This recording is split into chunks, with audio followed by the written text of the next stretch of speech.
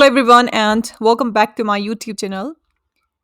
Today, we delve into a topic that affects many and often goes undiscussed. So, yes, I'm talking about sleepwalking, or simply you can say somnambulism. So, join me on this exploration as we unravel the mysteries of sleepwalking and discover how homeopathy offers a gentle and natural solution for this problem. So, watch this video till end for more knowledge and stay connected with us for more informative videos like this. So, let's understand the meaning of sleepwalking, or simply you can say somnambulism. So, as I've already said, sleepwalking is also known as somnambulism. It involves getting up and walking around while in a state of sleep. More common in children than adults, sleepwalking is usually outgrown by the teenagers. Isolated incidents of sleepwalking often don't signal any serious problems or require treatment. However, recurrent sleepwalking may suggest an underlying sleep disorder. Sleepwalking in adults has a higher chances of being confused with or coexisting with other sleep disorders as well.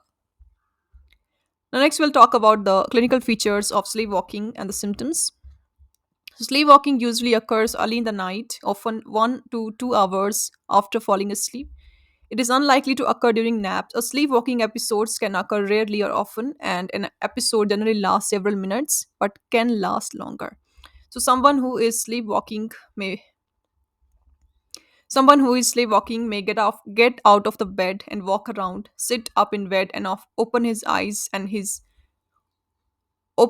her eyes, have a glazed, glassy eyed expression, not respond or communicate with others, be difficult to wake up during an episode, be disoriented or confused for a short time after being awakened, not remember the episodes in the morning, having problems functioning during the day because of the disturbed sleep, have sleep terrors in addition to sleepwalking. Sometimes a person who is sleepwalking will do routine activities such as getting dressed, talking or eating, leave the house, drive a car, engage in unusual behavior such as urinating in the closet, engage in sexual activities without awareness, get injured, for example, by falling down the stairs and jumping out of the window, become violent during the period of brief confusion immediately after waking or occasionally during sleepwalking. These are the clinical features of sleepwalking. Next, we'll talk about when to see a doctor. So occasionally episodes of sleepwalking are not usually a case of concern and typically resolve on their own. You can simply mention the sleepwalking as a routine, physical and well child exam. However, consult your doctor if the sleepwalking episodes often occur, for example, more than 1 or 2 times a week or several times a night, leads to dangerous behavior or injury to the person who sleepwalks or to others, cause significant sleep disruption to household members or the person who sleepwalks, result in daytime symptoms of excessive sleepiness and problems functioning, start for the first time as an adult, continues into teen years. Now, next, we'll talk about the potential causes which are responsible for sleepwalking. So, sleepwalking is classified as parasomnia, an undesirable behavior or experience during sleep. Sleepwalking is a disorder of arousal, meaning it occurs during N3 sleep, the deepest stage of non rapid eye movement, that is NREM sleep. Another NREM disorder is sleep terrors, which can occur together with sleepwalking.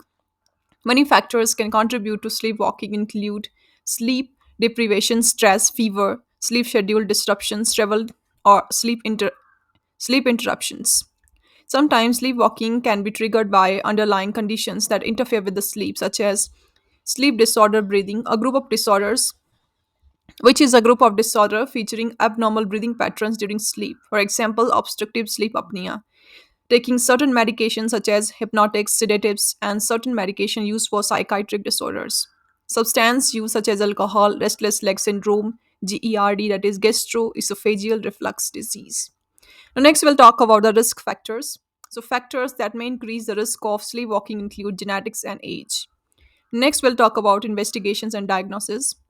So, to diagnose sleepwalking, your doctor review your medical history and your symptoms. Your evaluation may include physical examination. Your doctor may do a physical examination to identify any condition that may be confused with sleepwalking, such as nighttime seizures or other sleep disorders or panic attacks. Next, discussion of your symptoms. Nocturnal sleep study. So, in some cases, your doctor may recommend an overnight study in a sleep lab. Sensors placed on your body will record and monitor your brain waves, the oxygen level in your blood, heart rate, and breathing, as well as your eye and leg movements while you sleep.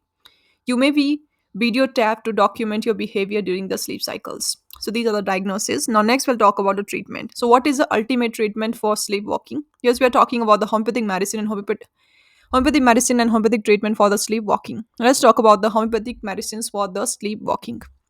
Now, there is a great scope to treat complaints of sleepwalking in homeopathy. Homeopathic medicines for treating these complaints are of natural origin. They are very effective and safe for use. These medicines are deep acting medicines and that have the ability to treat this complaint from the root cause. The best suitable medicine to treat a case of sleepwalking is selected after detailed case study in every individual case based on the symptoms presentation. Following are some of the leading medicines for treating this condition. One should consider taking any of these medicines after consulting a homeopathic physician who can best judge the medicines required after case analysis and avoid self prescribing. So, first medicine you can see here on the screen for sleepwalking is Ginkgo metallicum. So, this medicine work well in cases of sleepwalking arising in a person from suppressed emotions. Person needing it have a disturbed sleep with frequent waking. They may have loud screaming in their sleep. They can have frightening dreams while talking and crying. They sometimes have disturbed sleep from painful cramps in the legs. They have unrefreshing sleep with drowsiness and sleepiness in the daytime. Second medicine is ignitia. So ignitia is a wonderful homeopathic medicine for the sleepwalking. The sleep walks but does not remember nothing about it. They may also have history of sleep depression from cares, worries, and some grief, depression with anxious thoughts. They may have very light sleep and hears even distant noises. They can be very restless and snoring at night. Third medicine is Artemisia vulgaris. So it is well indicated medicine for the cases in which a person wakes at night from sleep and start doing his daily work. In the morning, he remember nothing about it. Other than this, it is a leading medicine for epilepsy treatment. Epilepsy after grief, fright, and blow on head are well treated with this medicine. Next medicine for the sleepwalking is Luna. So it is also a significant homeopathic medicine for managing the cases of somnambulism. People needing it may have nightmares, horrible, frightful dreams that wake them up. They have sleepwalking, and in the morning they feel that their sleep is not completed. Next medicine is calibromatum. So it is a very beneficial homeopathic medicine for the somnambulism in children's. Children who need it may also have complaints of night terrors. They get awake from sleep and with screaming and recognize no one. They also have restless sleep, grinding of teeth, crying, and moaning can also be present in them during sleep. Next medicine is stramonium. So stramonium is a very useful homeopathic medicine when there is a complaint of sleepwalking. Person who need it get up at night, especially after midnight, with confusion, staring at a point. They sit up in bed or walk about at night. Other attending symptoms that attend it are restless sleep, tossing in bed, snoring, screaming, starting, or laughing. Can also be present during sleep. Now, our next homeopathic medicine is Natrum muraticum. So, this medicine is very useful in the persons who rise at night during sleep and sit about.